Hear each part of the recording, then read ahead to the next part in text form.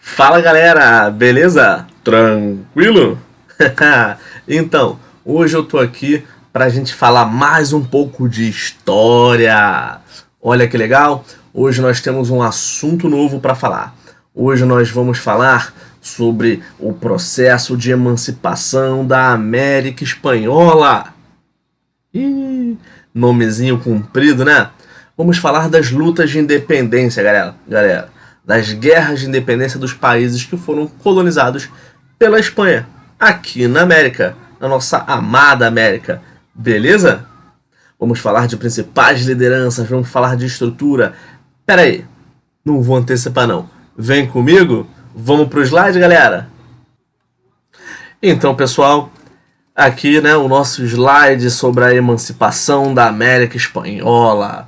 Olha aí, galera, vamos falar hoje aí, ó, sobre as lutas de independência, né? Olha aqui, ó, um panorama sobre as lutas de independência. Eu sou o professor Edson, né, o seu professor de história, e vamos trabalhar com esse conteúdo legal, tá bom? Esse que tá aqui, ó, essa imagem aqui é do Simão Bolívar, uma das principais lideranças desse processo de lutas, tá bom? Então, vamos falar sobre os antecedentes, tá bom? Desse processo de emancipação, tá bom? Aqui nós temos, olha só, dominação colonial espanhola, né? Ou seja, o domínio que a metrópole espanhola, a Espanha, portanto, exercia sobre as colônias espanholas na América, tá bom? Nós tínhamos também uma sociedade colonial estratificada, que eu vou falar melhor sobre isso já já. Predomínio de aristocracias rurais no controle político. E aqui, ó, olha só, os chapetones, né, destacados aqui, para a gente entender quem é essa camada da aristocracia política, né, que tem um poder político, a galera que tem um poder do controle da política da sociedade colonial, tem a galera que representa os proprietários de terra com controle econômico. A gente vai ver essa diferença, tá bom? Tem um errozinho aqui, né? Aristocracia rural, na verdade, seriam os crioulos, na verdade, não os chapetones, né? Chapetones são os que têm controle político, tá bom? Seria uma burocracia da sociedade colonial. Essa aristocracia rural são os crioulos que vão representar o poder sobre a terra, que vão ter o poder econômico, tá bom? Influência dos ideais iluministas, né? A gente teve uma aulinha anteriormente aí, em que se falou sobre a chegada dos ideais iluministas aqui, né? E que esses ideais iluministas influenciaram aí uma gama de revoltas, de emancipações na América, não foi isso? Falamos já sobre a independência do Haiti, olha só, que faz parte aqui da América Espanhola, né? América Latina, perdão. Só que a gente viu aí que o processo de colonização do Haiti ficou depois nas mãos da França, né? E durante a Revolução Francesa o Haiti se emancipou. Vimos também que outra influência dos ideais iluministas na América foi a independência das 13 colônias dos Estados Unidos, não é isso? Que estava sob controle inglês, da metrópole inglesa, e depois se emancipou no final do século XVIII. Ou seja, não é diferente aqui, né? As colônias espanholas também vão entrar nesse processo de ruptura com o domínio colonial. Tranquilo? Show de bola? Então olha aí, olha só. Disseminação de diversas revoltas de colonos, ou seja, vai haver agora uma série de rebeliões contestando o domínio colonial e exigindo, melhor dizendo, a emancipação. Tranquilo? Olha só nessa pirâmidezinha que a gente tem aqui, ó. Chapetones, crioulos, mestiços, escravos e escravos africanos, né? Escravos indígenas e africanos. Aqui nós temos uma divisão, né? Uma estratificação da sociedade, as camadas sociais desta sociedade colonial, tá bom? Como eu falei aqui nesse tópico, olha só, sociedade colonial estratificada, né? Então, os chapetones detêm o controle político, enquanto crioulos são proprietários de terra, ou seja, têm poder econômico, porque é através da terra que há a produção. Então eles têm o poder econômico, mas não têm o poder político, tá? Mestiços, né? Aí a gente vai ter uma grande mistura das diferentes etnias presentes na sociedade colonial. Em geral, esses mestiços não são escravizados, mas eles fazem parte da população que trabalha, propriamente falando, tá bom? Escravizados indígenas e escravizados africanos. E aí eu troco esse nome aqui de escravos para escravizados, porque eles não são escravos em sua essência, mas são indivíduos que foram escravizados. Beleza? Vou falar um pouquinho melhor sobre isso daqui a pouquinho, tá? Vamos falar aqui também, olha só, da administração da colônia pela Espanha, né? A administração espanhola. Olha aí. Até o início do século XIX, a monarquia espanhola mantinha o domínio colonial sobre a vasta área do continente americano, né? Olha aqui, ó, essa área toda aqui que a gente está vendo no mapa, tá bom? A região foi dividida entre vice-reinos e capitanias gerais, tá bom? Então, algumas partes do território foram vice-reinos, outras partes capitanias gerais. Tranquilo? Olha só aqui, ó. Vice-reinos nós temos o vice-reino de Nova Espanha e do Peru, Nova Granada e do Prata, né? Vice-reino do Rio do Prata. Beleza? E aqui as suas respectivas datas de constituição, tá bom? Olha os vice-reinos aqui, ó. Vice-reino do Rio do Prata, tá bom? Nós temos aqui ó, o vice-reino do Peru, o vice-reino de Nova Granada, tranquilo? E o vice-reino de Nova Espanha aqui na região do atual México, né, galera? Show! O resto são as capitanias, né? Olha aí, ó. Capitania de Cuba, aqui na América Central. Capitania da Guatemala, aqui também na América Central. Capitania da Venezuela, né? Aqui, ó, no norte da América do Sul, beleza? E a Capitania do Chile, tranquilo? Beleza? Aqui bem no sudoeste da América do Sul, tranquilo? Show de bola? Essa é a estrutura administrativa que a Espanha vai exercer sobre as colônias americanas de posse espanhola, tá bom? Tranquilo? Ela vai dividir entre vice-reinos e capitanias gerais. Isso para conseguir exercer o controle sobre essas colônias. Todos os vice-reinos ou capitanias gerais estavam subordinados à coroa espanhola, tá bom? Olha só, aqui a gente tem uma imagenzinha ilustrativa sobre aquela estratificação que eu falei anteriormente, né? Para a gente entender como funciona essa sociedade colonial, galera. Olha aqui, ó. Os chapetones, né, eles são espanhóis, né? São espanhóis, são nascidos na Espanha, mas estabelecidos, vivendo aqui na colônia, né, na América, nas colônias americanas. Eles possuem altos cargos políticos e, claramente, privilégios em função disso, né? Olha só, os crioulos são descendentes de espanhóis nascidos na América. Olha aí, olha só. Eles não são espanhóis, não são nascidos em Espanha, são nascidos já na América, mas são descendentes desses espanhóis, tá bom? Mas aí a gente já diferencia essas duas camadas. Embora essas duas camadas componham a elite senhorial da sociedade colonial, a elite colonial, né?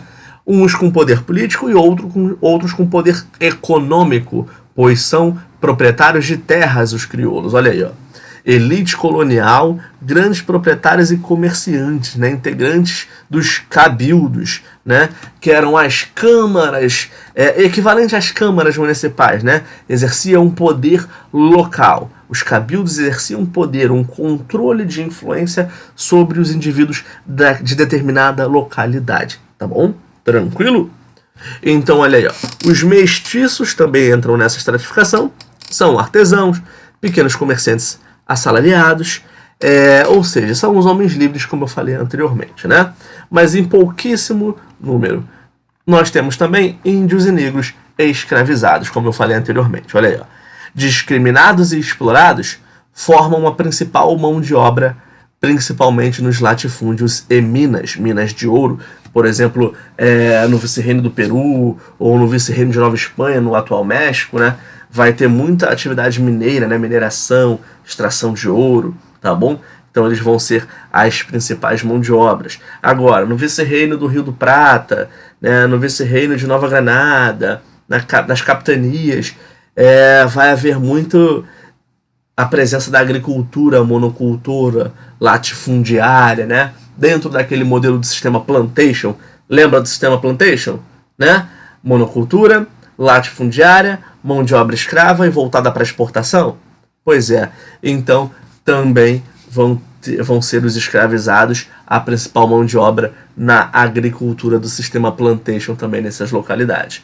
Ou seja, galera, sejam índios ou sejam negros africanos, vão ser escravizados, vão ser submetidos a uma condição de trabalho desumana, né? Em função dos interesses de lucratividade do europeu espanhol colonizador. Olha só como a realidade é brutal, não é mesmo? Vamos dar uma avançada aqui, tá bom?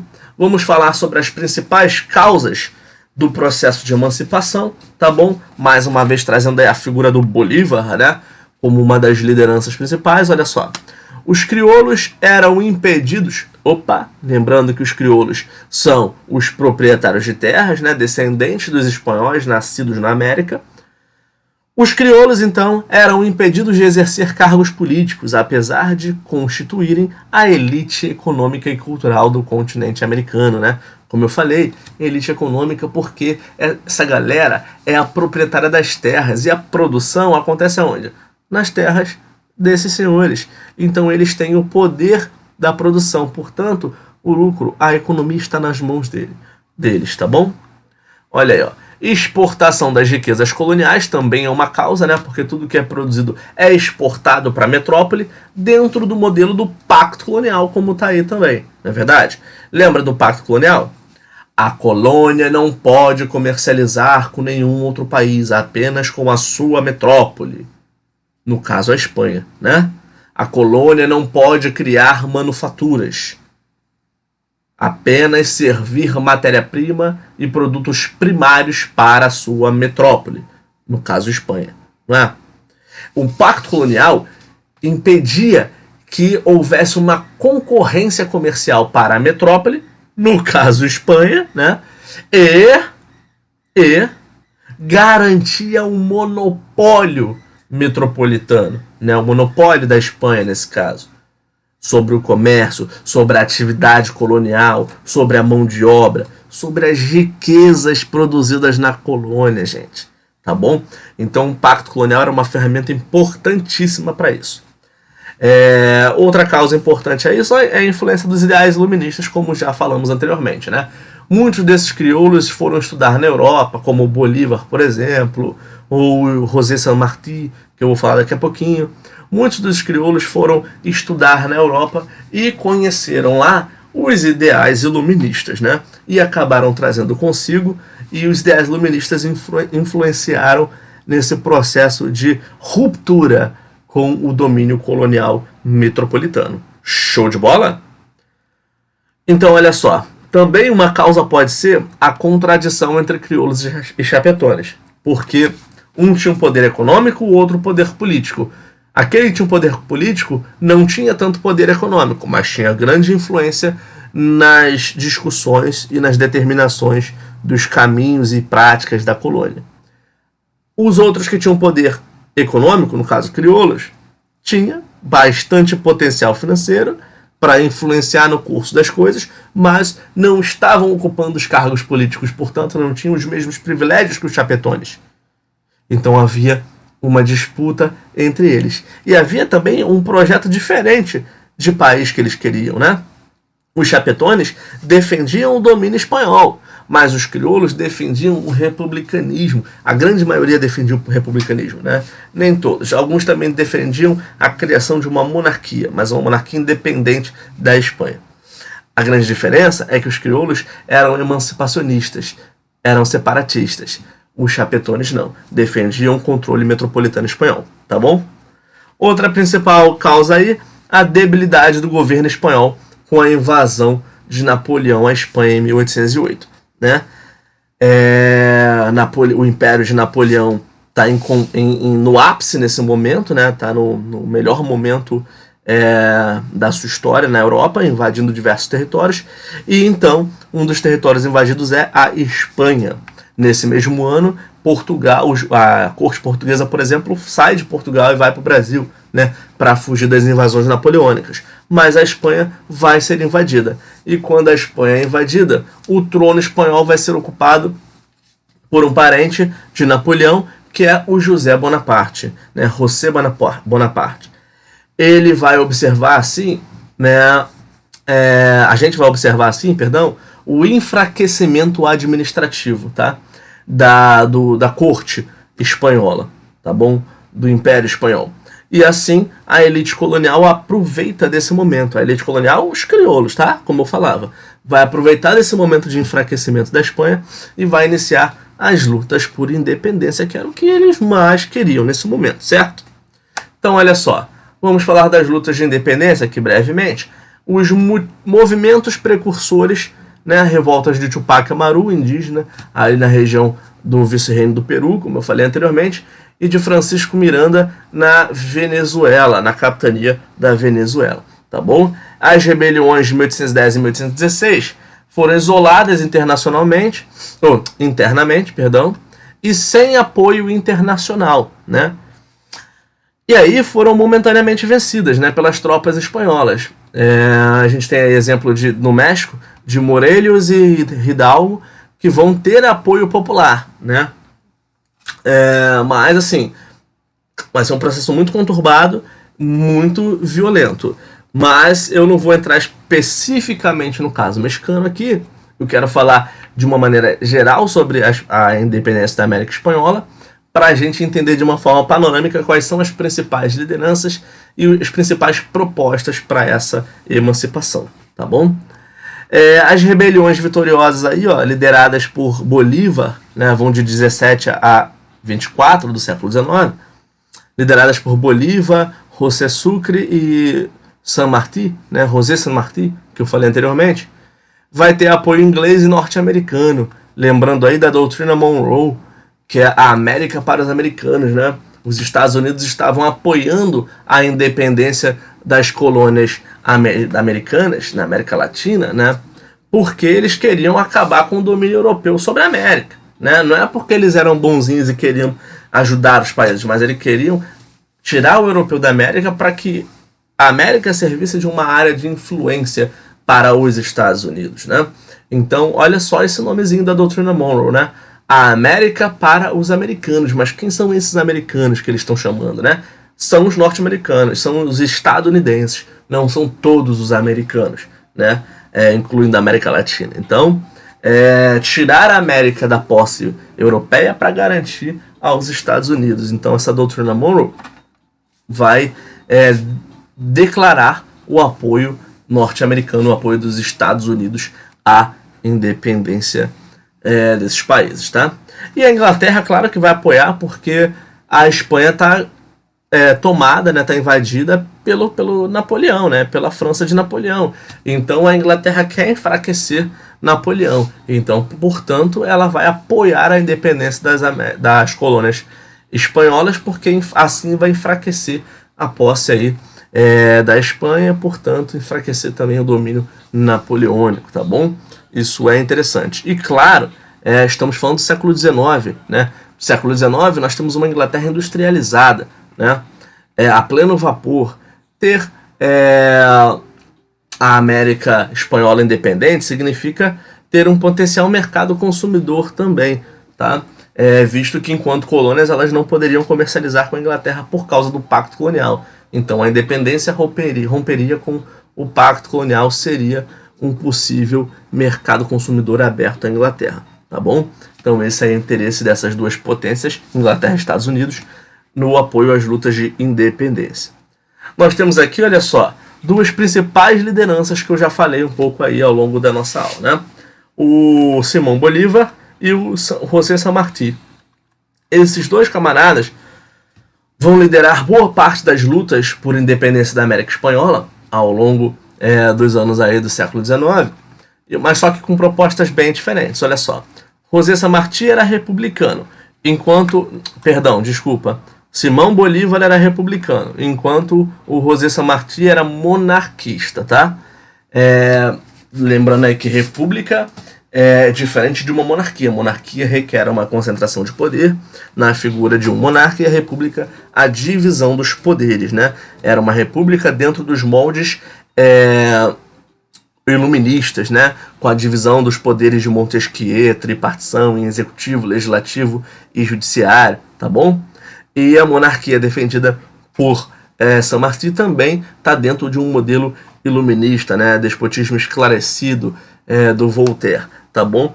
De qualquer modo, são duas propostas emancipacionistas, querem se libertar dos domínios europeus, mas Bolívar quer criar república e José San Martí quer a monarquia. Só que o Bolívar, ele fala na ideia de pan-americanismo.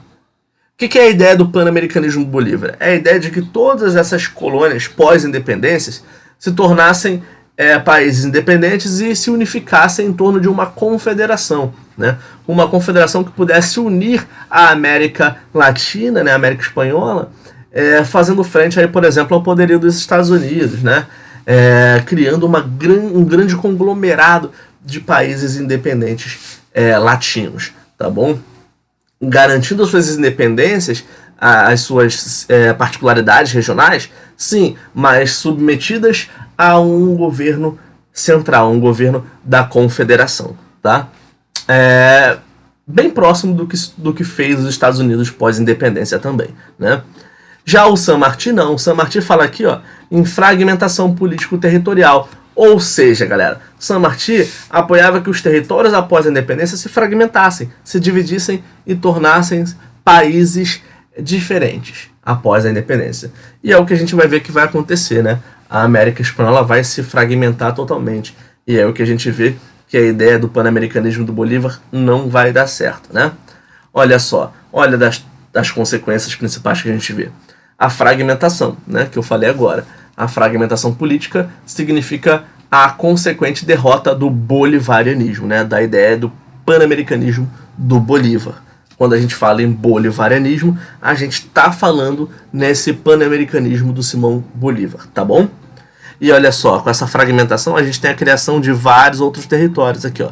Só o vice-reino do Rio do Prata, aqui, ó, que era essa região aqui, ó, virou Argentina, Paraguai e Uruguai, né? E parte aqui, ó, parte sul aqui da Bolívia. Ou seja, a gente tinha um vice-reino que se fragmentou em outros 4 territórios, né?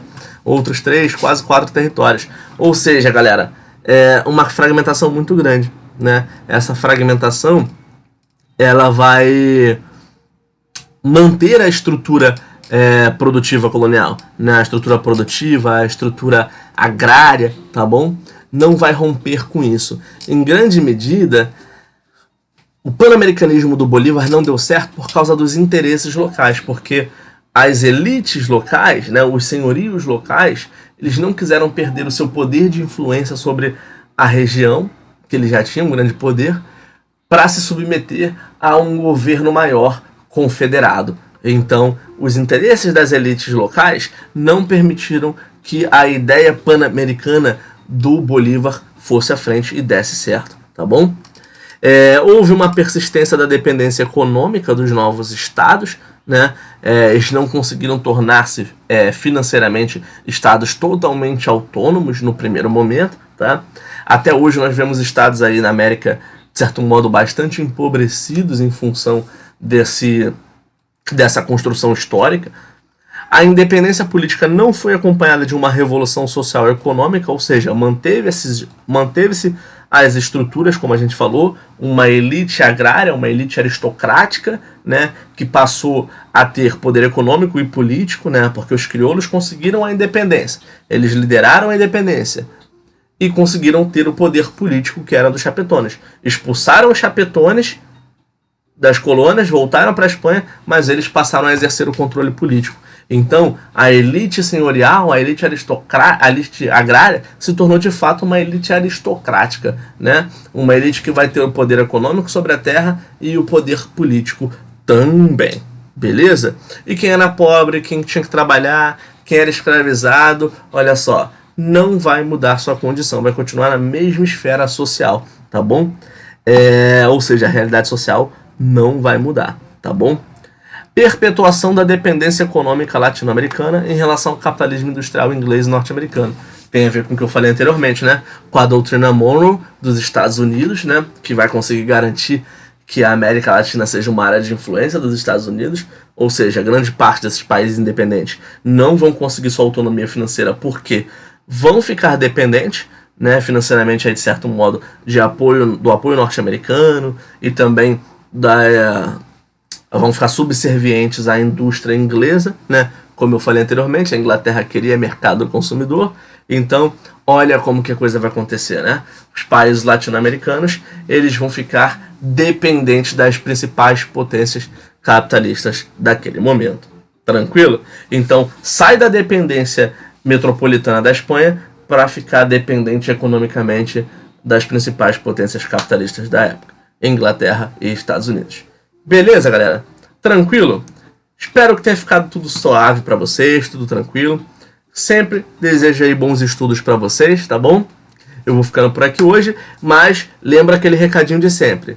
Se tiver dúvida, se tiver qualquer questão sobre o assunto, me procura ou procure os outros professores também da disciplina, que nós estamos aqui para ajudar vocês. Tranquilo, galera? Show de bola? E ó, olha o nomezinho do professor aí embaixo, o canal do YouTube, esse canal que você está assistindo esse vídeo, né? Clica aí no curtir, segue o canal, se inscreve no canal, tá bom? E segue o perfil do professor também lá no Instagram, tá bom? Sempre posto coisas novas agora nesse perfil profissional, ele é novo. Então segue lá, vamos encher de gente lá no Instagram, no YouTube, pra gente cada vez produzir mais coisas legais. Show de bola, gente? Então é isso, grande abraço, pessoal. Tchau, tchau. Beijo nos corações.